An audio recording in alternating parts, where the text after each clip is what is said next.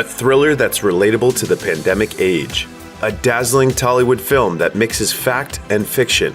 A disturbing Hamlet-inspired drama. There's more to the big screen than just these. Here are the best movies of 2022 so far. You've heard the term elevated horror. Now get acquainted with its close cousin, quiet sci-fi. After Yang is a character drama centered around a father who suffers an unusual loss. The loss has to do with Yang. Yang is a lifelike android programmed to connect the father's adopted daughter to her Chinese heritage. However, suddenly Yang shuts down. While the father seeks out a way to repair Yang, he and his family are forced to ponder Yang's place in their lives and explore Yang's own inner life that he chose to conceal from them. Don't be misled by that PG rating. After Yang is a tender, patient, and elegant film for grown-ups that ruminates on themes of memory, intimacy, and identity. Belle follows a talented teenage songwriter, Suzu, who's been unable to raise her voice in song since the tragic death of her mother. But when she logs into the futuristic social media platform, You, Suzu transforms into Belle, a spellbinding songstress who becomes a global sensation overnight. As Suzu attempts to reconcile the two parts of herself, she becomes fascinated by an infamous online prizefighter with a monstrous virtual avatar. Though originally released in Japan and on the festival circuit in 2021, the critically acclaimed anime musical Belle finally arrived in US theaters in January 2022. It's nominally an adaptation of the classic fairy tale Beauty and the Beast for the social media age, but Belle brings far more to the table than just the familiar beats of its source material. Belle is part timeless and part bleeding-edge contemporary, as exemplified by its two distinct but equally beautiful art styles. There's the painterly traditional animation to represent the real world, and eye-popping cel-shaded CGI to represent the virtual reality of the internet. Mix one part college buddy movie with one part thriller and stir in a shot of social commentary to give it some bite, and you've got Emergency. A pair of college seniors plan to be the first black students to complete a legendary bar crawl on their campus, but their plans are interrupted when they find an unconscious white girl sick with alcohol poisoning in their living room. Certain that calling the authorities will only get them arrested or worse, they embark on an increasingly complicated quest to drive her to the hospital themselves. A spoonful of stoner comedy helps the medicine go down as Emergency highlights the way systemic racism increases the danger and difficulty of life for Black Americans. Think about it statistically. How many people actually get shot by the cops? It's like really, really unlikely, right? What are you talking about? The COVID-19 era has produced a number of locked room feature films. They're films produced with a minimal cast in an isolated location to reduce the risks and costs of working during a pandemic. Good Luck to You, Leo Grand, stands out among this accidental genre. It's essentially a two-person play set almost entirely in a London hotel room. Here, Emma Thompson plays a retired ethics teacher who hires a young sex worker to help her rebound from decades of unfulfilling sex with her late husband. It's an argument in support of legalized sex work, but the heady, controversial conversation never weighs down this charming, dialogue-driven comedy. Who would have guessed that the first honest-to-goodness critical darling of 2022 would be Jackass Forever? The long-awaited fourth installment of the film series based on the MTV prank show of the same name sees Johnny Knoxville, Steve-O, and the gang once again punishing their bodies with elaborate pranks and dares. The twist? This time, they're middle-aged. The key to this film's critical success is its total sincerity. Despite the increased risk to their health, Knoxville and company carry on performing dangerous, disgusting bits. Why? It's simply because they love making each other laugh, and to them, nothing is funnier. Now, they get to share their legacy with a new generation of comedians who grew up watching them hit each other's genitals and saying, "Someday, that's gonna be me."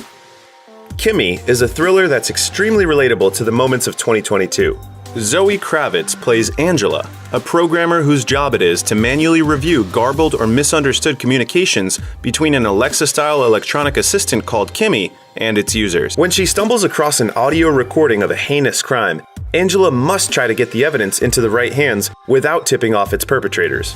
But there's an added complication.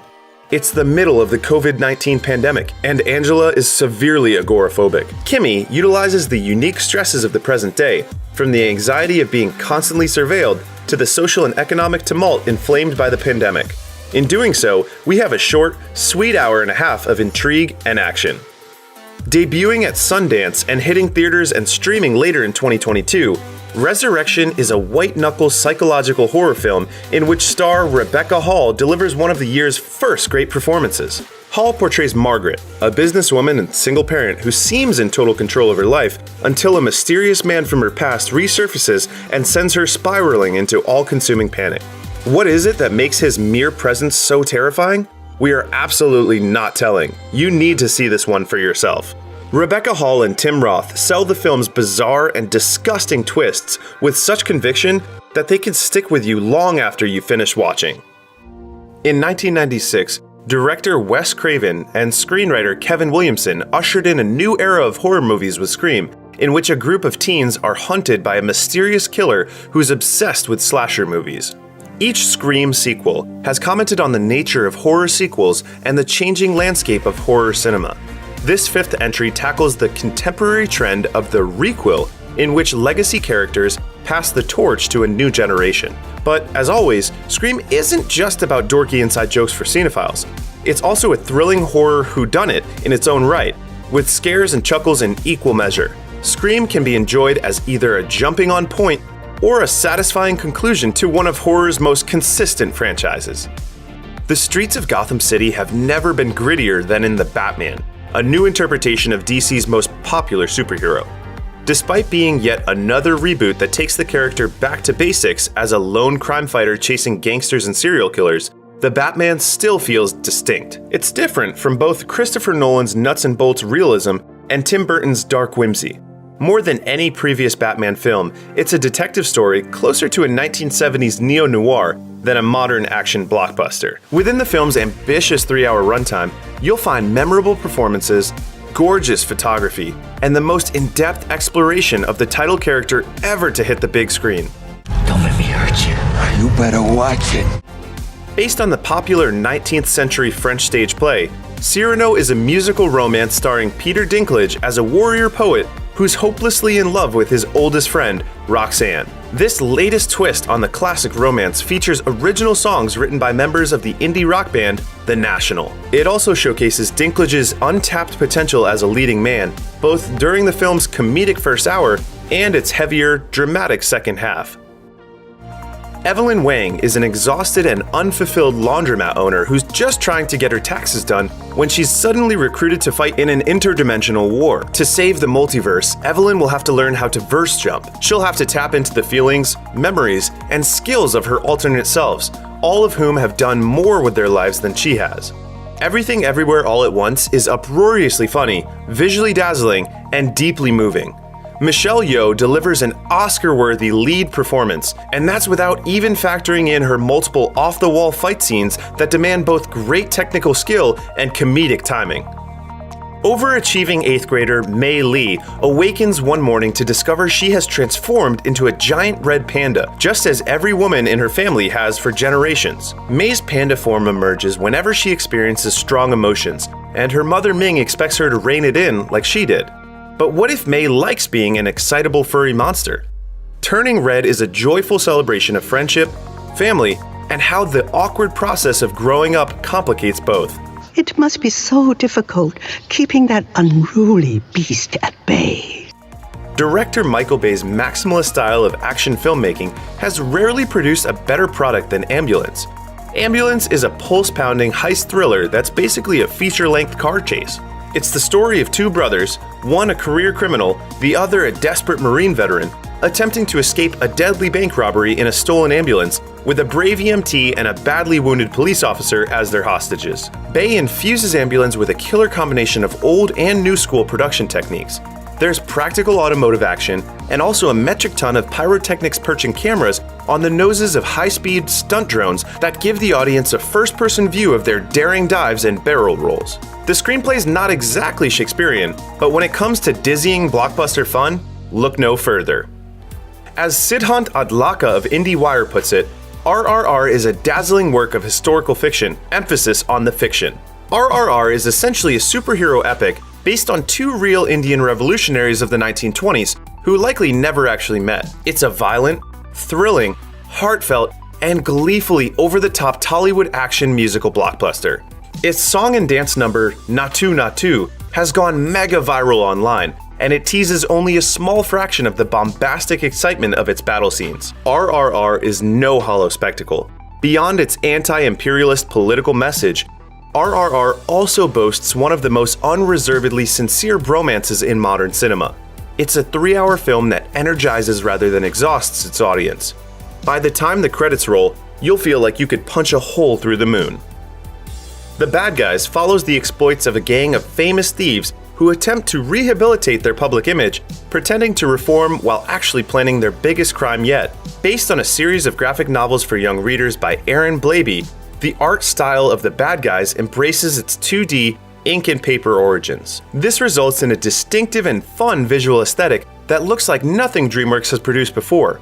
Looper's Alistair Ryder calls it the studio's best effort since the first How to Train Your Dragon sequel. It balances out its lowbrow kids' humor with a surprisingly good send-up of hip heist films like Ocean's 11 and Reservoir Dogs.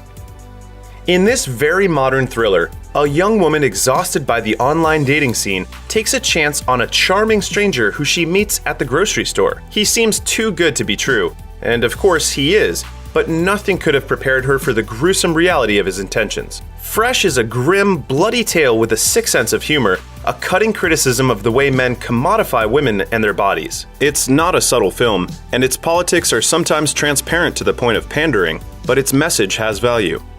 The film as a whole offers far more gasps than it does groans. From celebrated director Robert Eggers comes this unflinchingly brutal historical fantasy based on the ancient Viking epic that inspired Shakespeare's Hamlet. The dethroned Prince Amleth will stop at nothing to exact vengeance against the uncle who slew his father and kidnapped his mother. But will his quest leave him more beast than man? The Northman is as visually stunning as it is disturbing, a meticulous and unsanitized portrait of the grim and miserable past. In Amleth's blood-soaked world, cruelty is the only currency, and debts are always paid with interest. I am Amleth the Bad Wolf! The premise of The Lost City is rather similar to the 1984 adventure film Romancing the Stone, in which a romance novelist finds herself on a real-life treasure hunt through the jungle with a roguish hunk at her side. The Lost City is as much a parody of this idea as it is homage. Sandra Bullock plays a best-selling author of erotic adventure novels who's washed up and embarrassed of her success. Instead of a devilish Indiana Jones type, she's paired up with the sweet but dim-witted model played by Channing Tatum from the cover of her books. While The Lost City doesn't approach the level of craft on display in Romancing the Stone, it's the sort of charming, low-stakes adventure flick we wish would hit the big screen more often. Is Sonic the Hedgehog 2 a cinematic masterpiece on par with the likes of Paddington 2? No, not quite. But is it a comic action adventure that's an absolute blast to watch? It is indeed. The super fast blue hedgehog of Sega fame once again fights the diabolical Dr. Robotnik. Once again, we see Jim Carrey demonstrate that he's just as much a cartoon as any talking animal that the effects department can render. But now, the cast of computer-generated characters has expanded, bringing the series closer to the purely animated kids film franchise it probably should have been in the first place. Check out one of our newest videos right here. Plus, even more Looper videos about new movies are coming soon. Subscribe to our YouTube channel and hit the bell so you don't miss a single one.